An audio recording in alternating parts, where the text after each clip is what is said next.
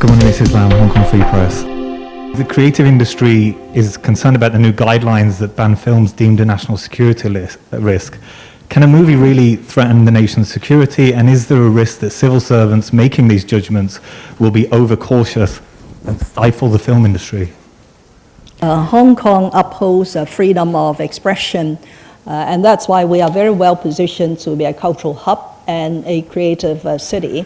To the extent that in the nation's 14th five-year plan, they have given Hong Kong the needed support to develop into a cultural hub where the East meets the West.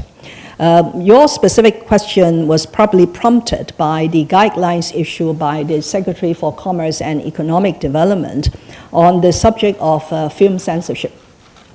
Now, we have an ordinance in Hong Kong called the Film Censorship Ordinance. And we have a department, the OFNAA, which is responsible for administering this ordinance.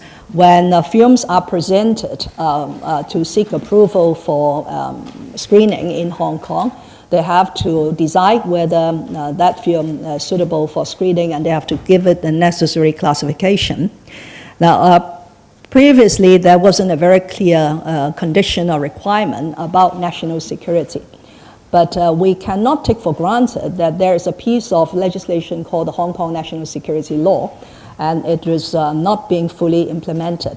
So apart from enforcing this piece of national and Hong Kong legislation to deal with the four types of offenses that undermine national security, there are several very, very relevant provisions or articles in the national security law that require almost every department, every individual, every organization not to do things that will undermine national security and harm the interests of a nation, including subverting the government of the central authorities and also the Hong Kong SAR government. So I support the Secretary for Commerce and Economic Development in updating the guidelines for censors to build in this condition. Otherwise, my censor colleagues, they are all civil servants, will not be alerted to this requirement in discharging their duty, which is very unhelpful. So the SED has acted in accordance with the law and in discharging his duty in respect of the Film Censorship Ordinance.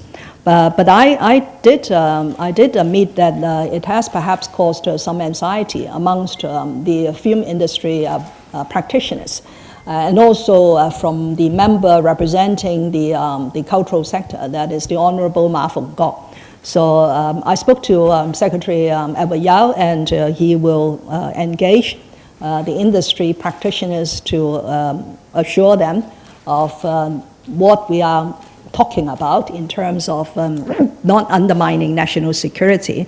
But one has to accept that rights and freedoms, including the freedom of expression, are not without restrictions.